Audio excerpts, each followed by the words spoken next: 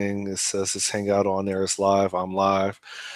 All right, so it's been a while since I had a guest on, and I still don't have a guest.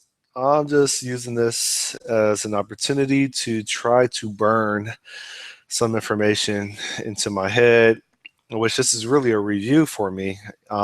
Basically, I'm going back and forth. I'm toggling, context switching between F# and Xamarin.Forms, really Xamarin, and all the various frameworks that it supports. Specifically, though, in this video, I am going to attempt to discuss and write code for Xamarin.Forms, in which I discuss the data trigger and how that could be beneficial. So while I still have this information in my head, hopefully I won't forget the syntax to how to do it. I'm going to go ahead and share my screen. Come here. Oh, share my screen. Come here. Yeah. And present to everyone. Yeah, that's what I want to do. All right. So like, I was also working on a checkers thing, and there's some native support that I have to implement per platform, and it was getting really icky, so I'm just going to archive that. But I'm going to keep the shell. I'm going to keep the solution. All right, so what I want to discuss is my understanding of triggers within Xamarin.Forms. Now, I am a zealot of WPF. WPF to me is the perfect GUI framework that Microsoft had provided. I actually took my certification in WPF back in 2011. And WPF is just beautiful because it encourages the architectural design pattern of MVVM, that's model view view model, and it encourages a lot of the interaction logic to be written in XAML, or Extensible Application Markup Language. And I have found that when you push a lot of your interaction logic, aka user experience logic, into your XAML, it tends to be less debugging required than if you were to have it in your code behind. And I find that to be true. Of course, I'm biased. Anyway, so talked about WPF, and what I've learned is that Xamarin.Forms actually pulls a lot from your WPF, right? In this case, triggers. Now, there's several forms of triggers that WPF supports, and also that Xamarin.Forms supports. So let me frame this around Xamarin.Forms. There's event trigger, there's a property trigger, and there's a data trigger. And there's probably another trigger that I can't think of right now. Event trigger. I'm not sure if I said event trigger. This one I'm going to discuss in this video, a data trigger, right? And so what does that mean? It means that you can bind, how do I say this? You can basically use data binding to update the properties of a control. And I'll just leave it at that. So, okay, what does that mean? Let's see some code. Let's see some code. All right. Well, let's say we have like a stack layout as our container, right? And then we have it's not called a text box. It's called an entry. Stack layout entry, and we'll call this. See, this I need IntelliSense as a crutch because I don't know if I'm writing the right syntax, but I think entry has an X name, and we could say this my text box, okay? And then supposedly we don't want the text property, which we're going to be using or leveraging within data binding, to be null, so we're going to just set it to empty. All right. And I don't know, is there something called a placeholder? Let's say sup. Yeah, okay. So we have an entry, and we have a, come here. It's not called a command, it's called a button. okay? And our button, come here, yeah. Our button is going to, how am I going to do this? I guess, does it have a text property? Yeah. Click me, come here. So we create a button, all right? Let me create some separation between this, all right? We create a button, and our button is actually has support for, I think this is a attached property called triggers. Well, I'm not confident that triggers is an attached property, but I want to say it is an attached property because it actually is directly correlated to the behavior of a button. And a lot of controls have behaviors, and a lot of these controls have triggers. But don't quote me on that, but I need to do some research to see if triggers is actually an attached property. But anyway, I could say button dot triggers. Oh, crap. And see, this is where I'm not confident if I'm using the right syntax, because I expect this to just show up. And then I could say something like data trigger.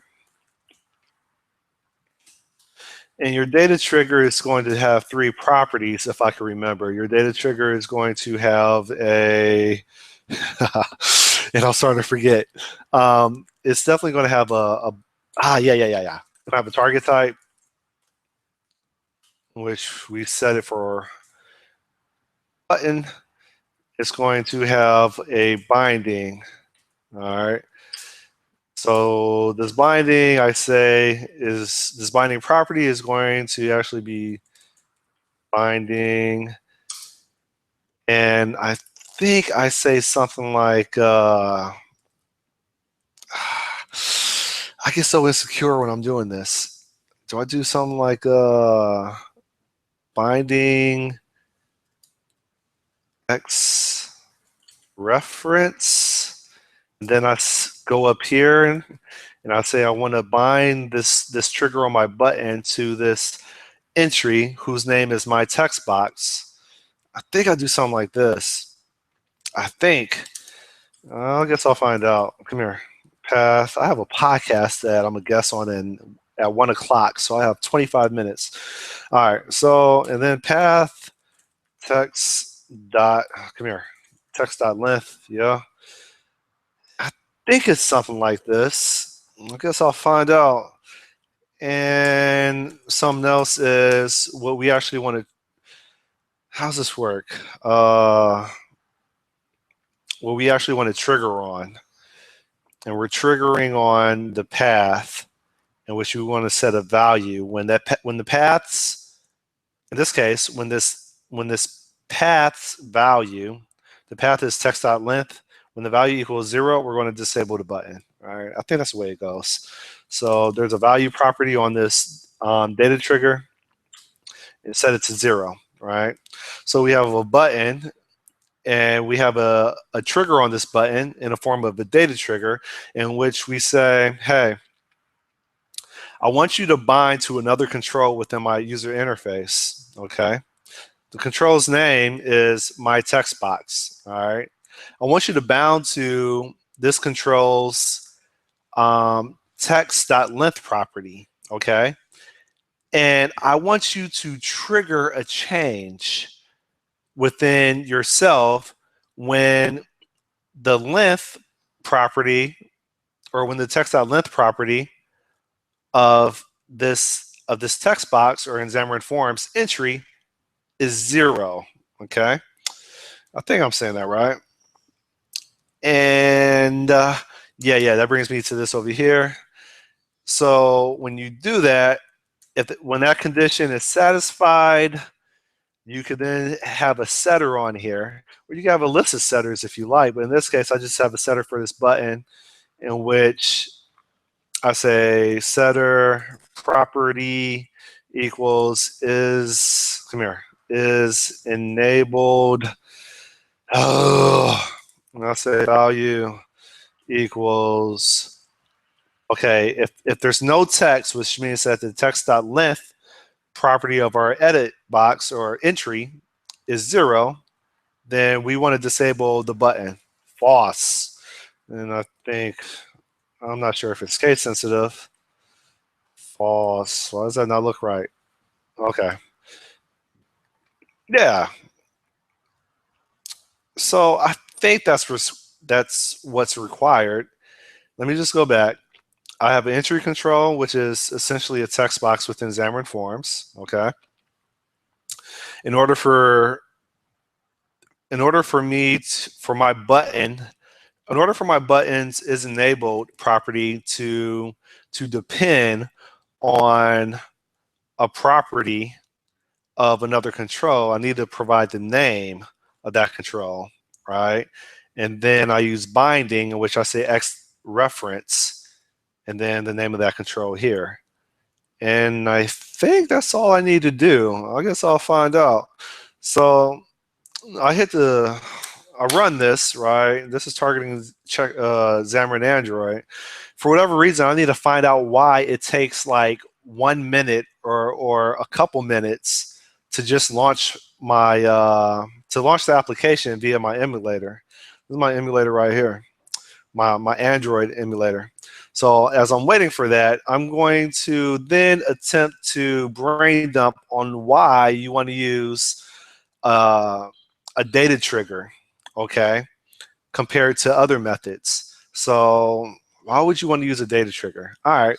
Well, if you come from a WPF, a Silverlight, Windows Store App, a Windows Phone background, or just data binding, or if you come from a XAML background, how about that? That's a lot shorter. If you come from a XAML background, extensible application markup language, then you are going to be familiar with value converters. Okay. Now, yeah, this is still building. So I'm going to keep on talking. So the way that I used to manage this, if I wanted one control to update one of its properties based on the state of another control within my UI, I had the habit of using value converters, in which I would basically, how can I say this? I would do a binding to maybe a property that the other control was bound to within my view model, and then I would have to create a class that was a concrete implementation of a value converter, and then I would have to have it implement iValue converter, and essentially, make a long story short, because I know I'm going to butcher my explanation. To make a long story short, I would write just C# code. I would create a class and I would write code as a separate file, and it was object-oriented code. And that was the way that I dealt with dependencies of one control to another control. Okay, and I think that's okay, right? I think it's okay. It's just the fact that, well, why can't I consolidate my interaction logic within one file? Hence, why can't I consolidate my interaction logic all within my XAML? And so this is why a data trigger can be useful, because you're consolidating all your interaction logic, all your user experience logic within your XAML file itself. And you don't have to create another file that now is C# or OOP to still manage interactions. And so I think it's just I think it's more maintainable. That's my personal opinion, and that's why a data trigger may be useful. All right, it's been a while since I've been doing MVVM. It's been a while since I've been doing XAML, so I'm kind of rusty. I knew all this, like, I was like razor sharp when I was doing my WPF certification, but now it's, yeah, a lot of this is more of review, remember. Anyway, so this click me looks like it's enabled. Why is this enabled? Hold up, that's not right. Click me is still enabled. So how does this work? Why is this clicking enabled? Am I smart enough to figure out why I'm recording all this? Okay, so first of all, let me look at my output window. Well, let me look at my debug window to make sure I don't have any binding errors. Come here. I'm already in my debug window, or is that, yeah, I'm already in my debug window, and I don't see anything that jumps out in regards to binding. I don't see anything that jumps out. And so that was very brief. Let me look over here and say I have a button trigger. Target type is button. The binding is X reference. I'm binding it to my text box, in which I'm ultimately binding it. The source is my text box. I think I found something. Source. That's probably important. And I'm going to rerun this, and it's going to take another 2 minutes. Source, I think, is really important.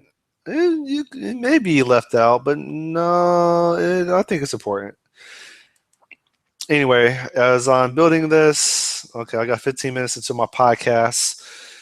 All right, so as I'm building this, let me just review this. Source equals binding, and then that looks fine to me. And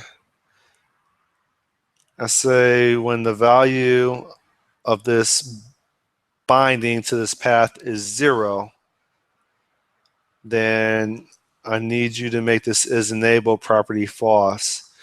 I think that should be right. If it's not, then I don't know, and I'll probably just delete this video. This is supposed to be me just preparing for a possible technical interview, which I have no clue what they're going to ask me about, but I really enjoy like XAML, like I get into it. So anyway, this is still building. And is there anything else I could talk about? I don't think so. I think I've talked the gist of it about how you could leverage a value converter, but now you're introducing another file, and it's just, yeah, you could just do all this within your XAML. And once you get your XAML right, things just tend to work. This is still building, and that's it. I think this is the reason. Else I'm in trouble. Set the text. isEnable should be false when the text is 0. Like that should work. And it's still building. I don't know what to do about this. Like that's the thing with Xamarin.Forms. It's like, and I'm not trying to, okay, after like a couple minutes, I'm not trying to badmouth it. I know it's very complex machinery, but like there's some things that cannot assign property, binding, type mismatch, string, and all right, so that's probably going to result in me deleting this whole video because there's something that I'm not quite getting on here. And I'll just create another video once I figure out what I did wrong. And I think I know. Shoot. I think I know. I think this is wrong. Binding, and it's this right here. I think that's it. I have 13 minutes left until my podcast. This is going to take another 2 minutes to build, and I'm almost confident that this is it. Source equals, which fits the same pattern as path equals. My binding equals, and then markup extension. I think that has to be right.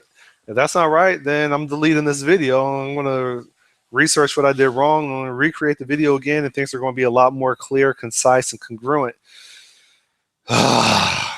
and that's it. So, all right. So, if there's anything else, what else can I talk about while I'm waiting for this thing to build or deploy?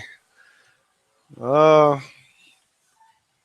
Something else that I'll probably do in the future is record my understanding of, I guess, native view declaration. That's something that I would like to do, but I don't have a Mac on me right now. But native view declaration looks pretty cool because you're able to basically pull in uh, a native. You're able to pull in basically a native view, which doesn't necessarily have to be a control. But how do I explain this? My understanding is you can essentially, based on the platform that you're on, specify specific UI, and then you can also leverage that UI that you specified um, through data binding. And so I'll probably do a video about that in the future. All right, this is taking a long time. Hurry up, deploy. Ugh. Why is this taking so long? And it's finally deploying. I'm almost confident I got this right. I'm almost confident I got this right. And now, if you notice, this click me is disabled. Okay. Theoretically, if I type in some characters, like type in some characters, you see that it's now enabled. You see that, right? And if I delete all of this down to the very last character, it's disabled. All right, that's it. That's me. Call this a kata. Call it whatever you want.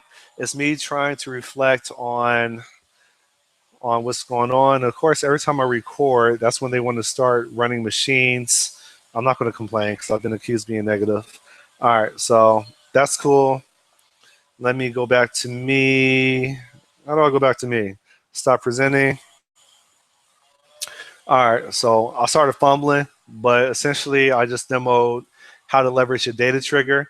And honestly, the example that I use is the same example that's used on the Xamarin.Forms website, and also in other blogs. But it's a practical example. It's something that a lot of buttons are disabled if you don't have any data on the edit box, and it is what it is. So that's it. My name is Scott Nimrod. I am trying really hard to make things happen. I'm trying really hard to retain my knowledge or perhaps limited understanding of all these different frameworks from Xamarin Android to Xamarin.Forms. And also, I'm really into F Sharp. And so this is me just context switching and trying to refresh and just practice so that when they ask me tough interview questions for whatever contracts that I'm trying to seek out, that I just go to autopilot. I don't even have to think about it. I just, it just comes out. So essentially, I'm trying to internalize my understanding. I just have to record my journey. That's it. Adios, te veo a ratito. I see someone's observing me. Let me make sure I don't have any comments from that person or feedback, else I'm going to kill this. And let me hurry up and check. And do I have any comments or feedback? Oh, crap. And I do. Adam says, congrats. What's the podcast you are going to be on? Oh, what's up, Adam? The podcast is on my calendar invite. It says LCR podcast. I don't know what that stands for. They actually reached out to me after I did my second episode on .NET Rocks. They reached this this podcast was scheduled like I swear like 2-3 months ago. So that's why I don't really remember that much about this podcast. But yeah, I don't know what the LCR podcast is. I can send you a tweet later to let you know. But that's pretty much it. I got 7 more minutes. And how do I get back to my, come here, where am I at? Do you have any other questions or statements or just random feedback? How do I get back over here? Give me a link when it's posted. All right, I will. I'm not sure how long it's going to take for them to post it, but I'll do that. And I assume everything's good with you. My understanding is you wanted to increase your visibility. No, things aren't cool with you.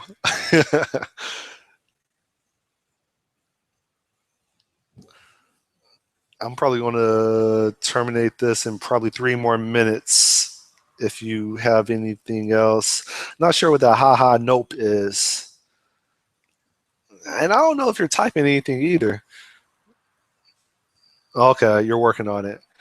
Well, good stuff. Let me know if there's anything I could do to support you. I'm not an expert at all, but I could probably tell you what not to do based on some lessons that I've learned. So maybe we could catch up another time, online or offline, to discuss it.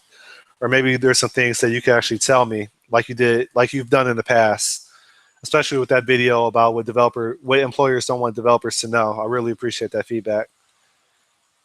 All right, I will. I'm going to keep it up. All right, thanks, Adam. Appreciate it. I am about to terminate this. How do I go back to which web page am I on? Come here. Oh, where am I at? All right, thanks. I'm terminating this. My name is Scott Nimrod. I'm available for hire. I do native application development, whether it's mobile or desktop, and I'm also into test automation, and I am enthusiastic about functional programming by means of F#. I am out. Adios. Te veo a ratito. Peace.